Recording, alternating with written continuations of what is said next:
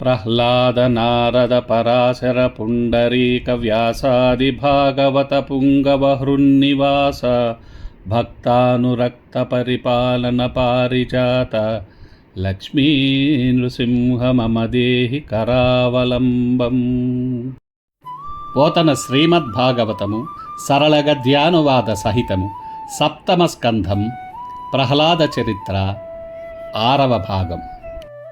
ఇట్లు దానవేంద్రుండు పరిగృహ్యమాన వైరుండును వైరానుబంధ జాజ్వల్యమాన రోషానలుండును రోషానల జంగన్యమాన విజ్ఞాన వినయుండును వినయ గాంభీర్య ధైర్య జైగీయమాన హృదయుండును హృదయ చాంచల్యమాన తామసుండును తామసగుణ చంక్రమ్యమాన స్థైర్యుండునూనయి విశ్రంభంబున హుంకరించి బాలుని ధిక్కరించి హరినిందు చూపుమని కనత్కనకమణిమయ కంకణ క్రైంకార శబ్దపూర్వకంబుగా దిగ్దంతిదంత భేదన పాటవ ప్రశస్తంబగు హస్తంబున సభామంటప స్తంభంబు వ్రేసిన వ్రేటు తోడన దశ దిశలను మిడుంగురులు చెదరంజిటిలి పిటిలిబడి బంభంజమానంబగు న మహాస్తంభంబు వలన ప్రళయవేళా సంభూత సప్తస్కంద బంధుర సమీరణ సంఘటిత ఘోర జోఘుష్యమాణ మహావలాహక వర్గ నిర్గత నిబిడ నిష్ఠుర దుస్సహ నిర్ఘాత సంఘ నిర్ఘోష నికాశంబులైన చటచ్చట స్ఫట ధ్వని ప్రముఖ భయంకరారావ పుంజంబులు జంజన్యమానంబులయి యగసి యాకాశ కుహ్రాంతరాళంబు నిరవకాశంబు చేసి నిండినం పట్టుసాలక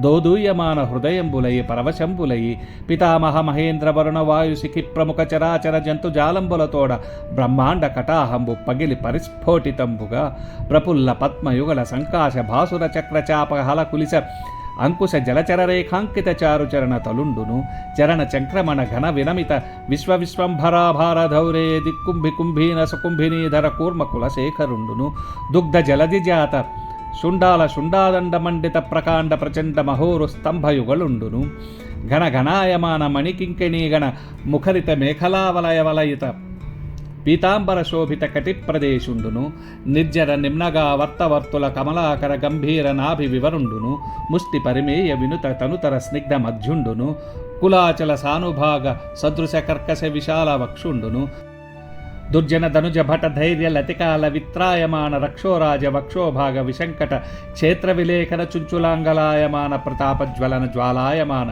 శరణాగత నయన చోకర చంద్రరేఖాయమాన వజ్రాయుధ ప్రతిమాన భాసమాన నిశాతర నకరతర ముఖ నఖరుండును శంఖచక్ర గదా ఖడ్గ కుంతతోమర ప్రముఖ నానాయుధ మహీత మహోత్తుంగ మహీధర శృంగసన్నిభ వీరసాగర వేలాయమాన మాలిక విరాజమాన నిరర్గళానేకనత భుజార్గలుండును మంజు మంజీర మణిపుంజ రంజిత మంజుల హార కేయూర కంకణ కిరీట మకర కుండలాది భూషణ భూషితుండును ద్రివళీయుత శిఖర శిఖరాభ పరిణద్ద బంధుర కంధరుండును ప్రకంపన కంపిత పారిజాత పాదపల్లవ ప్రతీకాశ కోపావేశ సంచలితాధరుండును శరత్కాల మేఘజాల మధ్య దగద్దగాయమాన తటిల్లతా సమాన దేదీప్యమాన దంస్ట్రాంకురుండును కల్పాంతకాల సకల భువన గ్రసన విలసన విజృంభమాన సప్తజిహ్వజిహ్వాతులిత తరళతరాయమాన విభ్రాజమాన జిహ్వుండును మేరు మందర మహాగుహాంతరాల విస్తార విపుల వక్ర నాసికా వివరుండును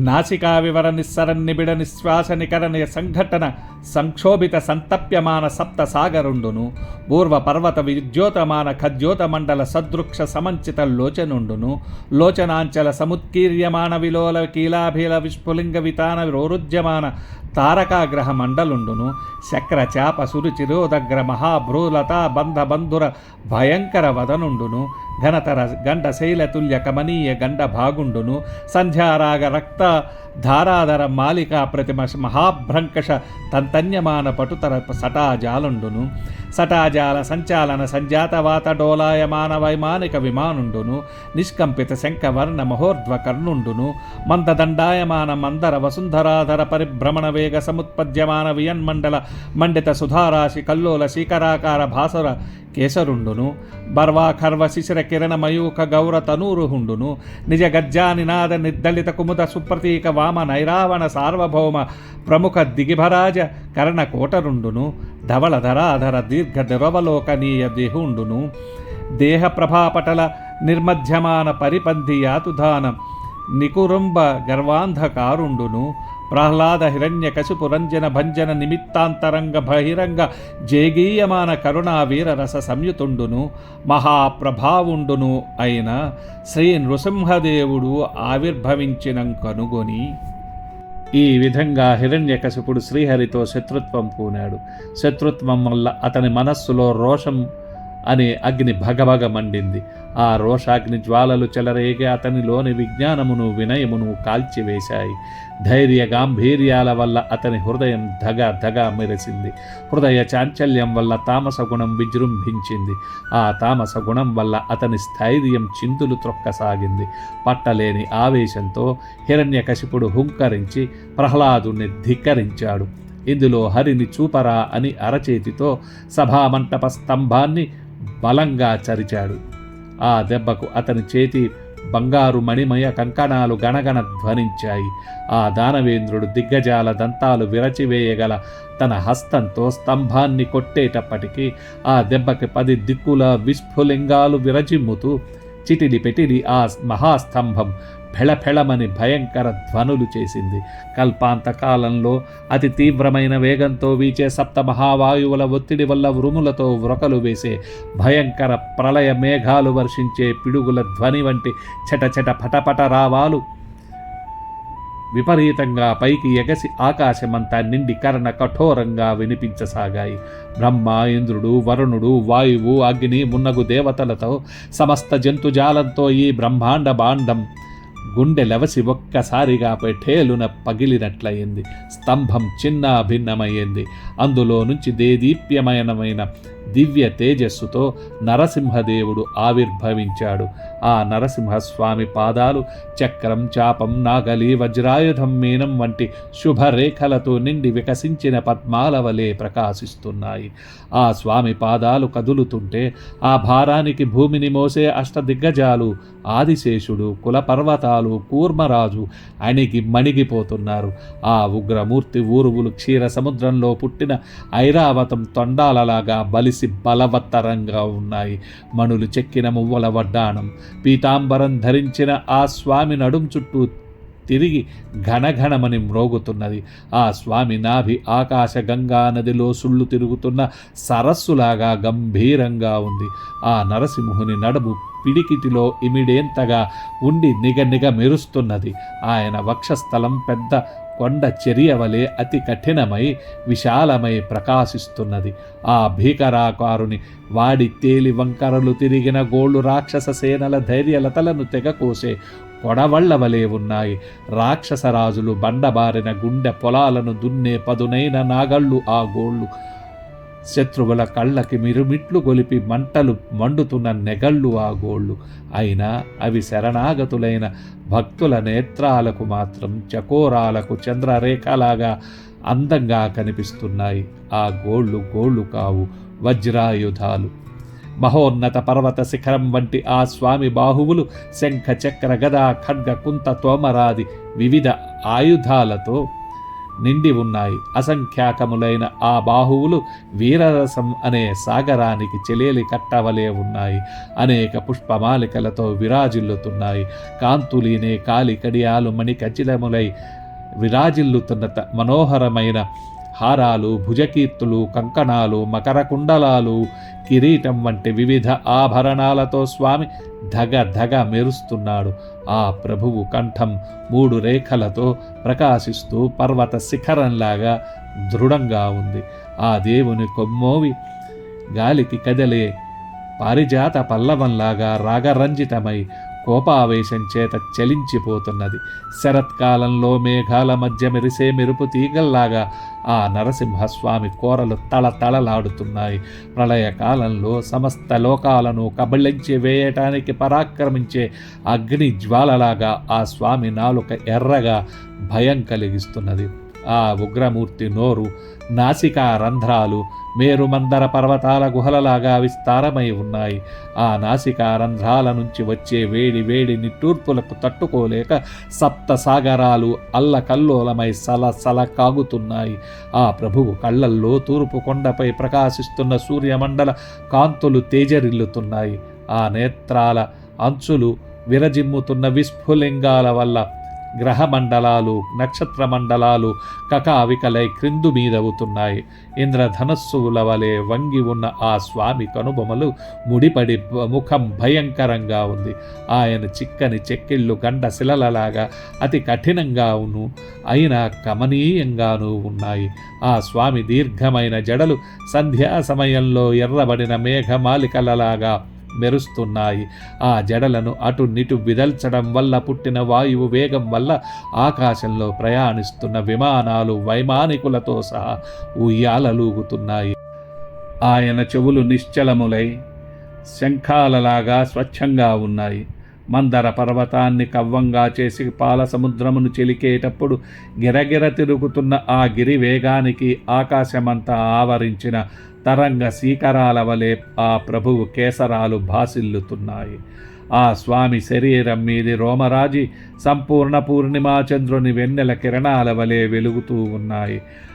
ఆ నరసింహస్వామి సింహ గర్జనకు కుముదము, సుప్రతీకము, వామనము, ఐరావణము, సార్వభౌమము మొదలైన గొప్ప గొప్ప దిగ్గజాల చెవులు పగిలిపోతున్నాయి. ఆ దేవుని తెల్లని దేహం వెండి కొండలాగా ప్రకాశిస్తూ చూడడానికి శక్యం కాని విశేష కాంతితో వెలుగుతూ ఉన్నది. ఆ శరీర కాంతులు శత్రువులైన రాక్షసుల గర్వాంధకారాన్ని చీల్చివేస్తున్నాయి.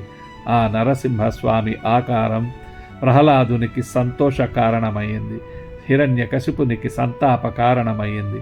ఆ నరకేసరి అంతరంగం కరుణారసంతోనూ బహిరంగం వీరరసంతోనూ విరాజిల్లుతున్నాయి.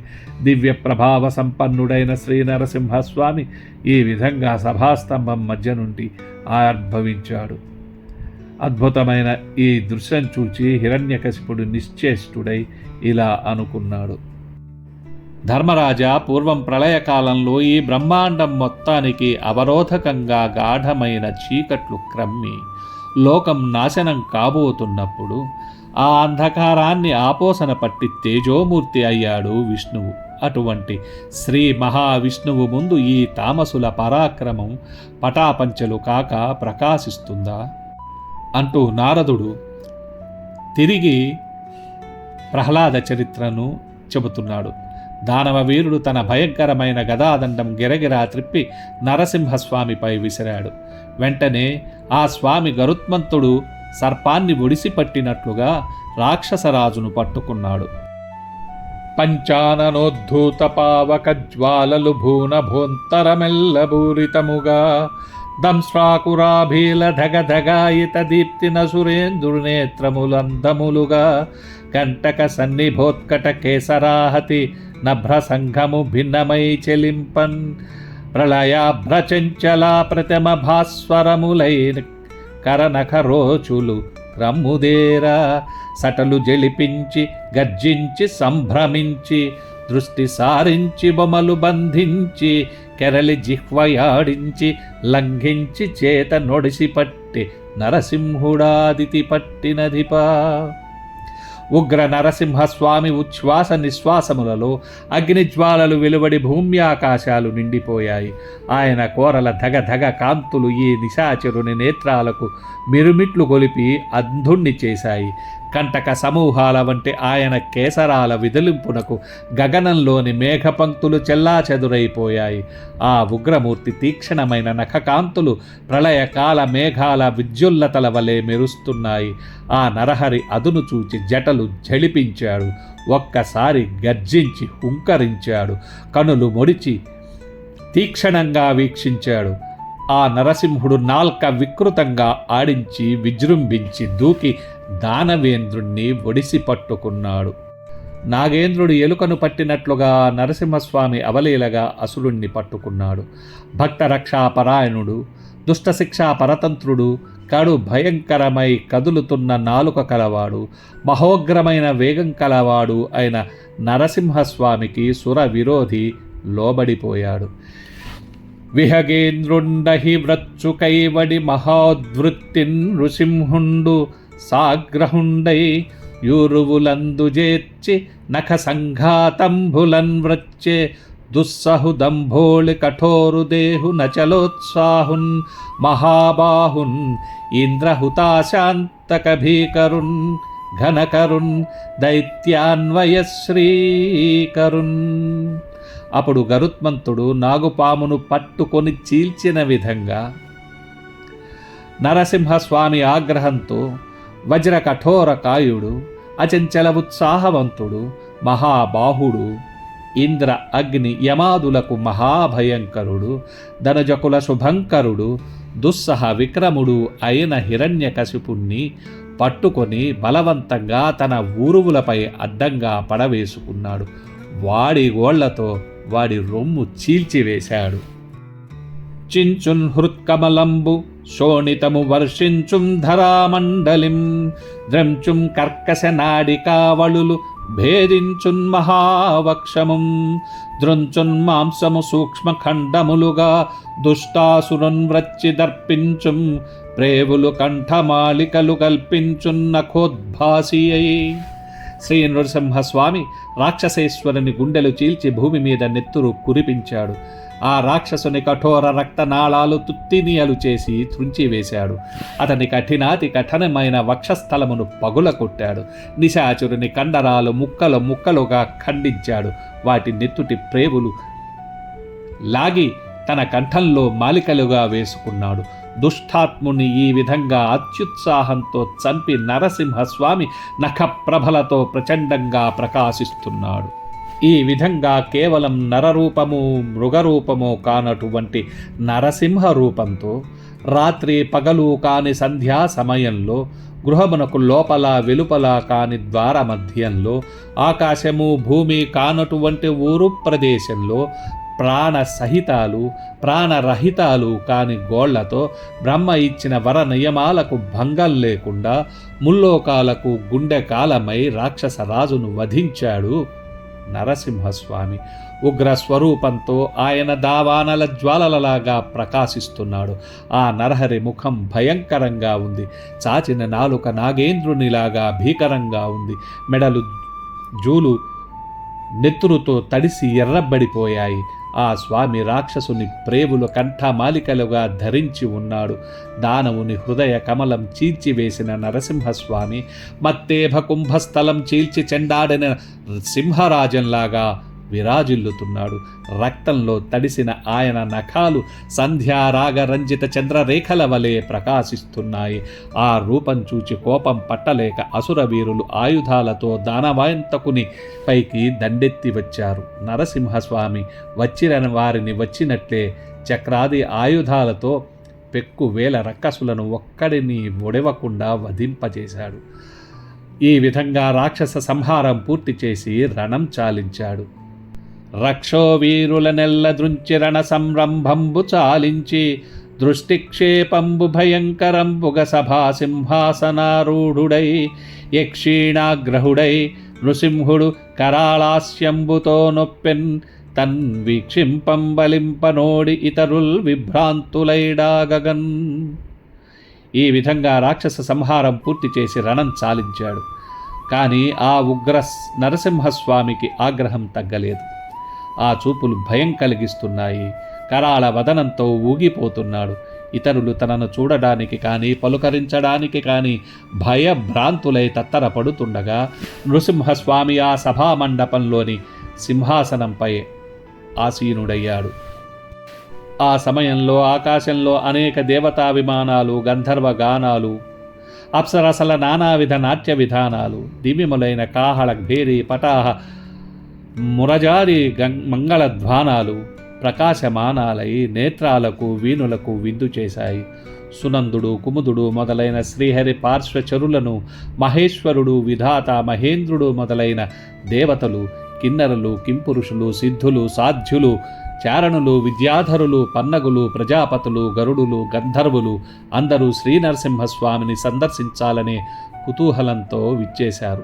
సంసార సాగరమును తరింపజేసేవాడు, రాక్షస మత్తేభాలను సింహంలాగా హరింపజేసేవాడు ఆయన నరసింహస్వామికి సమీపించలేక వారందరూ దూరంగానే ఉండి కరకమలాలను శిరస్సులపై చేర్చి భక్తితో నమస్కరించారు. ఈ విధంగా బ్రహ్మ, మహేశ్వరుడు, మహేంద్రుడు, సిద్ధులు, సాధ్యులు మున్నగు దేవతా ప్రముఖులు నరసింహదేవుని ప్రసన్నం చేసుకోవడానికి పరిపరి విధాలా ప్రార్థించారు. అయినా ఆయన ఉగ్రస్వరూపం శాంతించలేదు, ప్రసన్నం కాలేదు. నరసింహస్వామి రోష భీషణాకారం చూచి ఆయనను సమీపించడానికే భయపడి దేవతలంతా లక్ష్మీదేవిని ఆహ్వానించారు. హరికింబట్టపు దేవివి, హరిసేవా నిపుణమతివి, హరిగతివి, సదా హరిరతివి, నీవు సరి నరహరి రోషముడింపవమ్మ హరివర మధ్య. లక్ష్మీదేవిని దేవతలందరూ స్తుతించారు. లోకజనని ఇందిరాదేవి, ఈ ఆపదను తప్పించి నీవే మమ్మల్ని రక్షించాలి. శ్రీహరికి పట్టపురాణివి, హరిప్రియవు, పతి సేవా విధానం ఎరిగిన సతీమ తల్లివి, మా కోరికలు తీర్చు కల్పవల్లివి. మా సింహేంద్ర మధ్య నరసింహస్వామిని శాంతపరచు తల్లి అని అభ్యర్థించగా విని సమ్మతించి ఆదిలక్ష్మి అత్యంత ఆసక్తితో నరసింహస్వామి సన్నిధికి వెళ్ళి చూసింది. ప్రళయార్కబింబంబు పగది నున్నది గాని నెమ్మోము పూర్ణేందు నిభము కాదు, సిఖి శిఖా సంఘంబు చెలుగు సూపెడుగాని చూడ్కి ప్రసాద భాసురముగాదు, వీర రౌద్రాద్భుతావేశముప్పుడుగాని భూరి కృపారస స్ఫూర్తిగాదు, భయదంస్ట్రాంకుర ప్రభలుగప్పెడుగాని దరహసితాంబుజాతంబుగాదు, కఠినకర నారసింహ విగ్రహముగాని కామినీ జన సులభ విగ్రహముగాదు, విన్నదియుగాదు తొల్లినే విష్ణువలన గన్నదియుగాదు భీషణాకారమనుచు. నరసింహస్వామి వదనం ప్రళయకాల భాను బింబంలాగా ఉన్నది, కానీ ప్రసన్న చంద్రబింబంలాగా లేదు. ఆయన చూపులు అగ్ని జ్వాలల వలె ఉన్నాయి, కానీ అనుగ్రహమును అందించుచున్నట్లుగా లేవు. స్వామి రూపం వీర రౌద్రాద్భుత రసావేశంతో నిండి ఉన్నది, కానీ కృపారస స్ఫూర్తి లేదు. ఆయన దంష్ట్రలు భయంకరమైన ప్రభలు వెలికి కక్కుతున్నాయి, కానీ చిరునవ్వులు చిందిస్తూ పద్మకాంతులు ప్రసరించడం లేదు. అది కఠిన కర్కశ నరసింహ విగ్రహం తప్ప కామినీమణులు సులభంగా ప్రసన్నం చేసుకునే కమనీయ విగ్రహం కాదు. ఈ రూపం నేనెప్పుడు విన్నది కాదు, కన్నది కాదు. ఇంత భీషణాకారం ప్రభు ఎలా ధరించాడు అని ఆశ్చర్యపోయింది శ్రీలక్ష్మి. హరిప్రియ ఇలా నరసింహదేవుని రూపం చూచి సందేహించి స్వామి శాంతించిన తరువాతనే సమీపిస్తాను అనుకున్నది. ఆమె మనోభావం గ్రహించాడు బ్రహ్మ. ఇక ఆ దేవుని కోపం తగ్గించటం ఎవరికీ సాధ్యం కాదని, ఇందుకు ప్రహ్లాదుడే సమర్థుడని తలచి వానిని పిలిచి ఇలా అన్నాడు. నాయన ప్రహ్లాద, నీ తండ్రి కారణంగా చక్రి తీవ్ర రోషంతో ఉన్నాడు. ఎంతకు ఆ ఉగ్రరూపం ఉపసంహరించుకొని శాంతించడం లేదు. మెల్లగా వెళ్ళి నీవే స్వామిని చల్లపరచు తండ్రి అన్నాడు బ్రహ్మదేవుడు.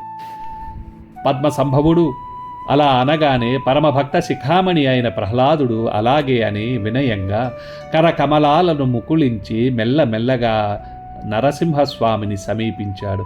వినయ వినమ్రుడై ఆయన దివ్య పాద పద్మాలకు సాష్టాంగ దండ ప్రణామాలు చేశాడు. అప్పుడు భక్తవత్సలుడు ప్రసన్నుడై ప్రహ్లాదుని ప్రేమగా చూశాడు.